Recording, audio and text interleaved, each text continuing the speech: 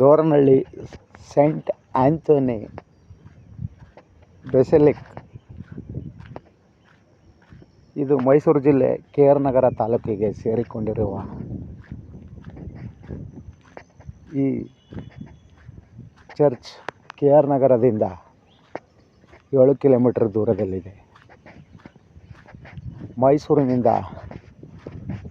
ಸುಮಾರು 30 ಕಿಲೋಮೀಟರ್ ದೂರದಲ್ಲಿದೆ. ಇದು ದೊಡ್ಡಕೊಪ್ಪಲು ಗ್ರಾಮದಿಂದ ಸ್ವಲ್ಪ ಹತ್ತಿರದಲ್ಲೇ ಇದೆ. ಈ ಕೃಪಾಲಯಕ್ಕೆ ಸ್ಥಳ ಪುರಾಣದ ಪ್ರಕಾರ ಒಂದು ಐತಿಹಾಸಿಕ ಹಿನ್ನೆಲೆ ಇದೆ. ಸುಮಾರು 200 ವರ್ಷಗಳ ಹಿಂದೆ ಕ್ರಿಸ್ತಶಕ 1800ರಲ್ಲಿ ರೈತ ತನ್ನ ರಾಗಿ ಹೊಲೆಯನ್ನು ಉಳುಮೆ ಮಾಡುವಾಗ ಆತನ ನೇಗಿಲಿಗೆ ಒಂದು ಅಟಿಕೆ ಮರದ ಗೊಂಬೆ ಸಿಕ್ಕಾಕಿಕೊಳ್ಳುತ್ತದೆ. ಅದನ್ನು ತೆಗೆದು ಸೈಡಿನಲ್ಲಿ ಇಟ್ಟು ತನ್ನ ಕಾಯಕವನ್ನು ಮುಂದುವರಿಸುತ್ತಾನೆ.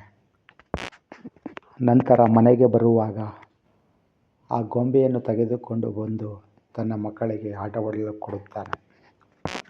ನಂತರ ಆ ಮಕ್ಕಳು ಗೊಂಬೆಯನ್ನು ತೆಗೆದುಕೊಂಡು ಆಟವಾಡುತ್ತಾರೆ. ಇದಾದ ಕೆಲವು ದಿನಗಳ ನಂತರ ರೈತನ ಕನಸಿನಲ್ಲಿ ಆ ಗೊಂಬೆಯು ಮಾತನಾಡಿದಂತೆ ಕೇಳುತ್ತದೆ. ಆದರೂ ರೈತ ಅದನ್ನು ನಿರ್ಲಕ್ಷ್ಯ ಮಾಡುತ್ತಾನೆ. ನಂತರ ಅವನಿಗೆ ತೊಂದರೆಗಳು ಪ್ರಾರಂಭವಾಗುತ್ತವೆ. ತಾನು ಪ್ರೀತಿಸುತ್ತಿದ್ದ ಹಸುಗಳು ಸತ್ತು ಹೋಗುತ್ತವೆ. ತನ್ನ ಮಕ್ಕಳು ಸತ್ತು ಹೋಗುತ್ತವೆ. ಇದಾದ ನಂತರ ಮೈಸೂರಿಗೆ ಬರುತ್ತಾನೆ. ಮೈಸೂರಿನಲ್ಲಿ ಅವನಿಗೆ ಪಾದ್ರಿಯೊಬ್ಬರು ಸಿಗುತ್ತಾರೆ. ಆ ಪಾದ್ರಿಯು ರೈತನ ವಿಚಾರವನ್ನು ಕೇಳಿ ತಾವು ಅಲ್ಲಿಗೆ ಬರುವುದಾಗಿ ಹೇಳಿ ರೈತನ ಮನೆಗೆ ಬಂದು ಆ ಗೊಂಬೆಯನ್ನು ನೋಡಿ ವಿಚಾರವನ್ನು ತಿಳಿಸುತ್ತಾರೆ. ಇದು ಸಂತ ಆಂಥೋನಿಯವರ ಗೊಂಬೆ. ಈ ಜಾಗದಲ್ಲಿ ಒಂದು ದೇವಾಲಯವನ್ನು ಕಟ್ಟಿಸು ಎಂದು ಹೇಳಿ ಹೋಗುತ್ತಾರೆ.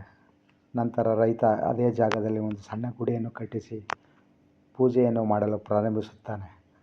ನಂತರ ಅನೇಕ ರೈತರು ಬಂದು ಪೂಜೆ ಮಾಡುತ್ತಾ ಅನೇಕ ವಿಸ್ಮಯಗಳನ್ನು ನೋಡುತ್ತಾರೆ. ಸಂತ ಆಂಥೋನಿಯವರು ರೈತರು ಮತ್ತು ಬಡವರ ಕಷ್ಟಗಳನ್ನು ಪರಿಹಾರ ಮಾಡಿರುವುದನ್ನು ಇಲ್ಲಿ ನಾವು ನೋಡಬಹುದು. ಪ್ರತಿದಿನವೂ ಸಾವಿರಾರು ಭಕ್ತರು ಕರ್ನಾಟಕ, ತಮಿಳುನಾಡು, ಕೇರಳ ಕಡೆಯಿಂದ ಬಂದು ದೇವರ ದರ್ಶನವನ್ನು ಮಾಡುತ್ತಾರೆ. ಹೊರಗಡೆಯಿಂದ ಬಂದ ಪ್ರವಾಸಿಗಳು ಉಳಿದುಕೊಳ್ಳಲು ಕಡಿಮೆ ದರದಲ್ಲಿ ರೂಮಿನ ವ್ಯವಸ್ಥೆ ಮಾಡಿದ್ದಾರೆ. ಪ್ರತಿ ವರ್ಷವೂ ಜೂನ್ 13ರಂದು ಇಲ್ಲಿ ಜಾತ್ರೆ ನಡೆಯುತ್ತದೆ. ಲಕ್ಷಾಂತರ ಭಕ್ತರು ಭಾಗವಹಿಸುತ್ತಾರೆ. ಈ ದೇವಾಲಯ ಪಕ್ಕದಲ್ಲಿರುವ ಊರಿನಲ್ಲಿ ಸುಮಾರು 80 ಮನೆಗಳಿದ್ದು ಎಲ್ಲ ಕ್ರೈಸ್ತ ಬಂಧುಗಳಾಗಿದ್ದಾರೆ.